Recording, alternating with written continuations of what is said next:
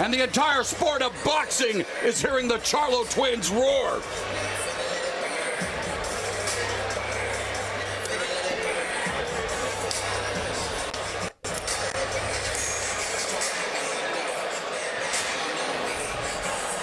We make it official with Jimmy Lennon.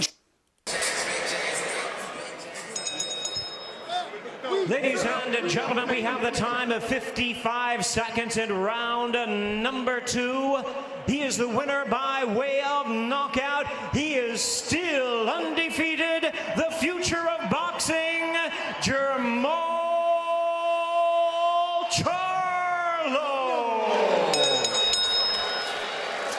27-0, 21 KOs. Beautiful sign of sportsmanship. That's what's up. We're waiting for the post-fight interview. I was sitting here downloading this app on my phone, and then I saw, you know, Hugo Centeno was getting the beat down. But we got a lot to talk about. Please subscribe. Describe that onslaught. First off, I want to give thanks to God, because if it weren't for God, I wouldn't be here right now. He put me in amazing places, see amazing things, and I'm grateful for it. And then I want to thank Al Heyman, because he said it, and I knew it. I believed in him. Man, my team running shows everybody that's standing by my side, man. It's been amazing, amazing journey here. 2-time world champion. Bring on GGG. I don't want to talk about it. Bring on GGG. Where he at? Triple G. What you want to call him? Little, I don't care. Bring him on. Man, I'm ready. I'm ready, man. I'm playing. Well, he will be the mandatory now since you won this fight. I've been the mandatory. I understand. How are we going to overcome the managerial and network hurdles? They can figure it out. I got the best manager in the world. He figured it out all the way up to this point. 27-0, 21 knockouts. They see it. You have been the most avoided guy at this weight. That's why. Do you consider that going forward that is going to continue to happen? For now on, this is how it's going to be. You see what you get. What up, Brooklyn? What up, Brooklyn? Yeah. Easy work tonight. Congratulations. Thank you. All right. Morrow, back to you. All right, Jim, thank you very much. Al, final thoughts on the... He got Hugo Centeno out of there. This is basically my first full day. This hasn't been a full day. Basically, first day back at work. You know, covering these post fights and stopping the long streams. They're not doing them as frequent unless they're more productive. You know, this is a part of my therapy of getting my life back, you know, on track. I'm a supporter of the Charlo brothers. You know why? Because they're doing what they're supposed to do. They're being more outspoken. This was the Charlo that was talking shit about not wanting to be on Adrian Broner's card, and every time he's on Adrian Broner's card, Adrian Broner lose, and then the main event be whack, but he do what he got to do. He knocked out Hugo Centeno. You know, he is the mandatory for Golovkin, but now it's become that monkey in the room.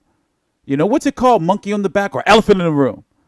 You know, it's become that elephant in the room where people are going to say, well, you know, if Golovkin moves to 168, then, you know, he's going to be ducking Jermell Charlo because Jermell Charlo was clearly calling him out.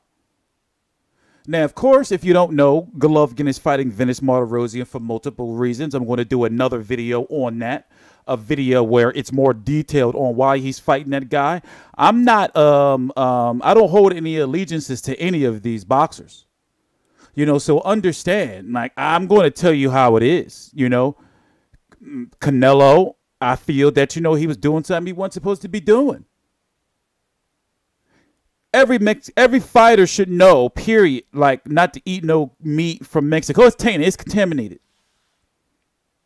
So the question is, it's looking like Golovkin is going to fight Vinicius Martirosyan, and they're angling toward moving away from Canelo, you know, for multiple reasons. You know, it's not like they're lining up Billy Joe Saunders just in case.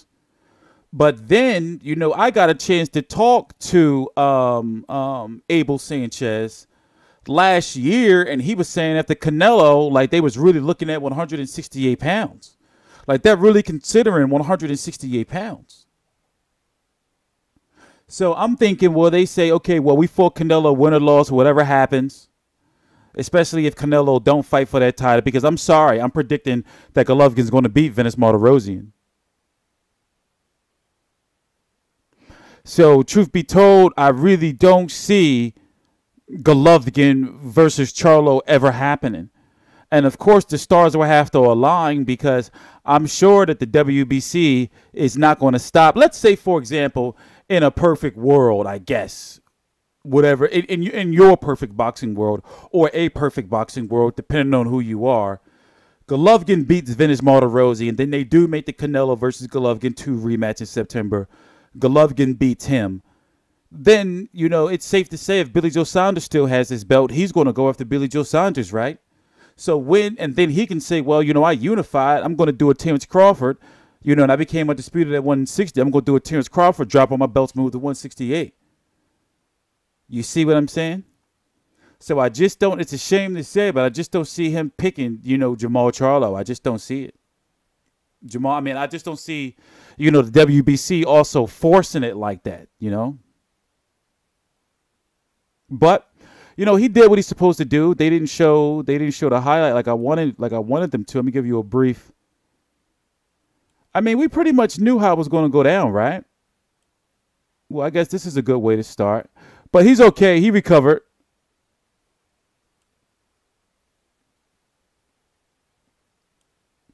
As you can see, that's Steve Willis. We got to get some slow motion shots. See Steve Willis' face. We know he's a funny dude. He's a funny dude. You know, it's a funny story where it was what was it? It was the Berto Porter undercard, I believe it was. And this is when Jermell Charlo fought Charles Hatley.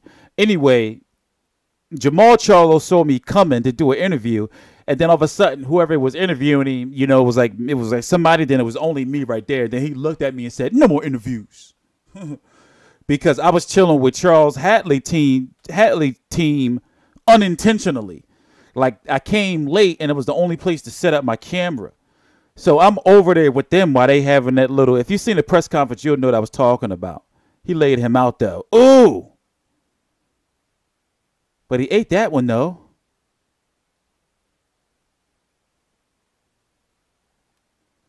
Oh, right on the schnoz. Right down the pipe. Yeah, he couldn't really do much. He couldn't really do much with that. It was an onslaught. And that leg. But nobody was, I mean, I'm not going to say nobody, obviously. There wasn't many that was giving Hugo Centeno a chance, and he handled the build-up well. You know, the interviews and the post-fight and all that. Got to get ready for the Adrian Broner fight. It's here. I got to go now. I'm TstreeT Controversy. Let me get my stuff back on track. I'm TstreeT Controversy. This is TstreeT Controversy Live. Please subscribe.